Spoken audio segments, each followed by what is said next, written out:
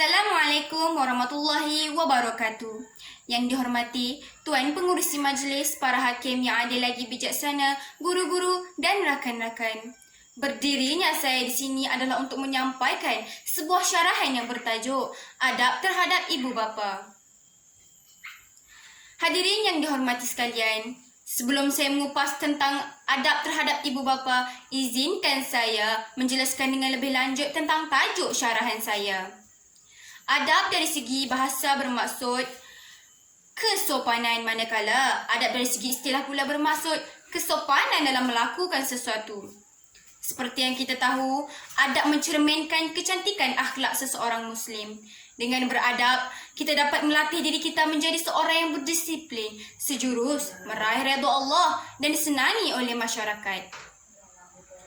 Ibu bapa adalah insan yang melahirkan, membesarkan, mendidikkan, menyediakan segala keperluan dan menyayangi anak darilah bayi hingga dewasa. Mereka inilah yang sanggup berkorban demi kebahagiaan anak-anak mereka.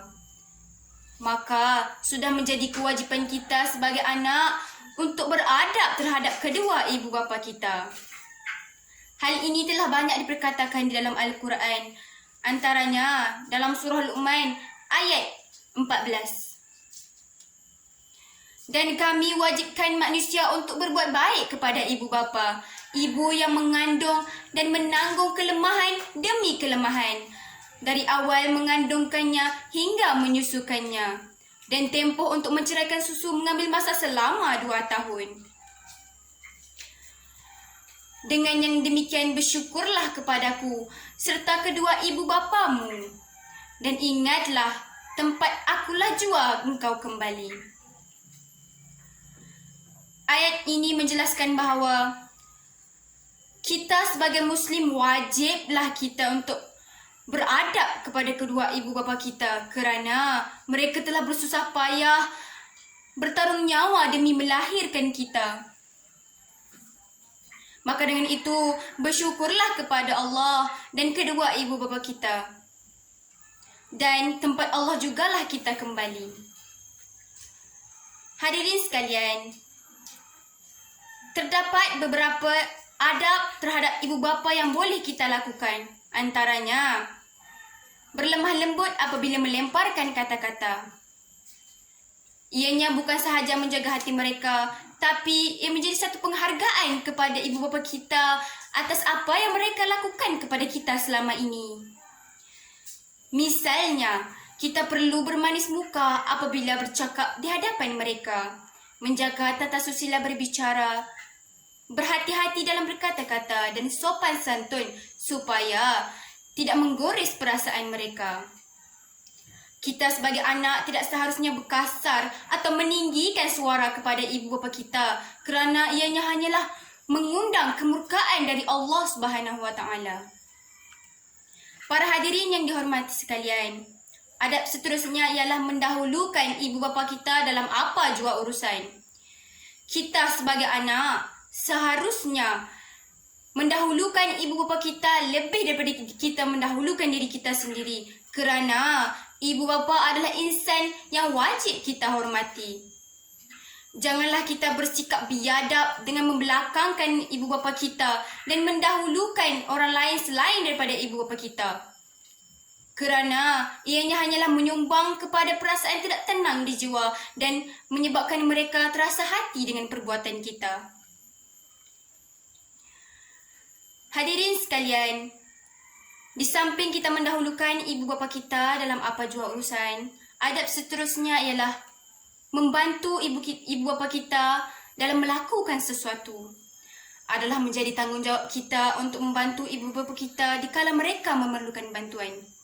Tidak kiralah dalam bentuk bantuan apa sekalipun. Contohnya, membantu mereka dikala sakit, membantu menghidangkan makanan dan sebagainya. Sedikit sebanyak kita dapat membantu meringankan beban ibu bapa kita sehari suntuk berpenat lelah mencari rezeki di memelihara kehidupan keluarga. Saya teruskan lagi dengan adab yang terakhir, iaitu memohon kemaafan kepada kedua ibu bapa kita. kita manusia sering melakukan kesilapan. Kemungkinan tanpa kita sedari, kita telah menggores perasaan ibu bapa kita atas perbuatan yang kita lakukan.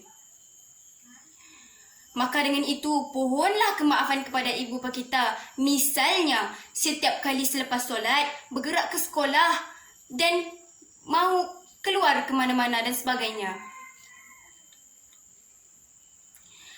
Janganlah segan silu untuk memohon maaf kepada ibu bapa kita, kerana kita tidak tahu sampai bila kita akan bersama mereka. Sesungguhnya ajal maut jodoh pertemuan di tangan Yang Maha Esa. Hadirin yang dihormati Allah sekalian, tanpa ibu bapa kita tidak mungkin kita melihat dunia. Tanpa mereka, siapalah kita? Intipatinya, sebagai seorang anak, hendaklah kita beradab terhadap kedua ibu bapa kita, kerana mereka telah berkorban banyak pada anak-anak mereka. Tidak terbalas jasa yang mereka curahkan. Jadi ingatlah, kasih ibu membawa ke syurga, kasih ayah kekal selamanya. Sekian, wabillahi taufiq wa hidayah. Wassalamualaikum warahmatullahi wabarakatuh.